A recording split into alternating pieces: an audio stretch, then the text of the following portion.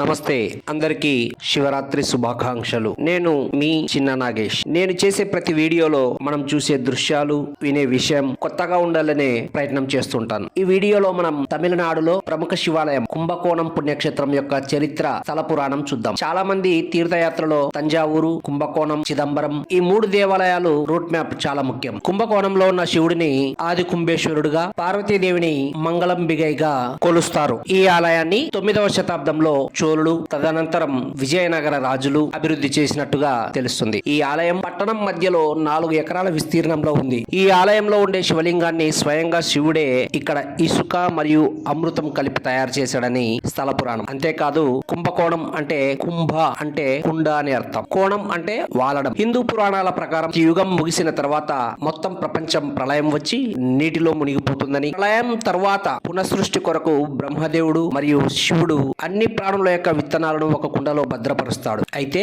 ఆ కుండ ప్రళయంలో నీటిలో కొట్టుకొని కుంభకోణం అనే స్థలానికి చేరుతుంది. అంతేకాకుండా కుండ నీటిలో ఒక వైపుకు వంగి ప్రయాణించడం మనం చూసే ఉంటాం. అలా ప్రళయం తర్వాత నీరంతా ఇంకిపోయి భూమిపైన ఈ కుండ ఒక చోట వంగినట్టుగా నిలిచిపోతుంది. అలా నిలిచినటువంటి కుండను శివుడు బాణంతో ఛిద్రం చేస్తే అందులో ఉండేటటువంటి ప్రాణకోటి విత్తనాలన్నీ కూడా చెల్లా చెదురై పడిపోయినటువంటి స్థలంగా ఈ కుంభకోణాన్ని చెప్పుకుంటారు. ఆ విధంగా మరొక యుగం ప్రారంభమైందని చెబుతారు. ఈ దేవాలయ ప్రాంగణంలోకి ప్రవేశించిన వెంటనే స్థల పురాణం, ఆలయ చరిత్ర గురించి ఒకవైపు రాసి ఉంచడం మనం గమనించవచ్చు. అదే విధంగా ఇక్కడ మనం చూస్తే ఆలయం యొక్క కుంభకోణ పట్టణం యొక్క నమూనా, అందులో ఉన్నటువంటి దేవాలయాల గురించి, కుంభేశ్వర స్వామి ఆలయం, మహామహం చెరువు ఆర్కిటెక్చరల్ మోడల్ మనకి ఇక్కడ చిన్న గాజు పలకల మధ్యలో వివరిస్తూ ఉంచినట్టుగా మనకు కనిపిస్తుంది. తమిళనాడు కాలమాన ప్రకారం మాసి మాసంలో జరిగేటటువంటి అంటే ఫిబ్రవరి,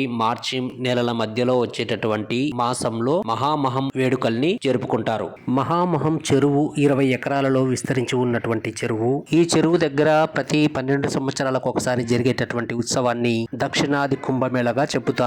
ఈ మహామహం కుంభమేళ 2016లో జరిగింది. రాబోయే సంవత్సరం 2028లో జరుగుతుంది. కాబట్టి ఫ్రెండ్స్, మీరంతా కుంభకోణ పుణ్యక్షేత్రాన్ని సందర్శించి లేదా ఆ స్థలానికి చెందిన కొత్త విషయాలు మీకు ఏమైనా తెలిసి ఉంటే కామెంట్ చేయండి. 1992లో జరిగినటువంటి మహామహోత్సవంలో తొక్కిసలాట జరిగి 50 మంది మరణించారు ఫ్రెండ్స్. కాబట్టి చాలా జాగ్రత్తగా మనమంతా కూడా ఉత్సవాలను జరుపుకోవాలి. కాబట్టి కుంభకోణంలో ఉండేటటువంటి కుంభేశ్వరుడు ఒక పక్కకు వంగి కుండ ఆకృతిలో ఉండడం వల్ల కుంభకోణం అనేటటువంటి పేరు వచ్చింది.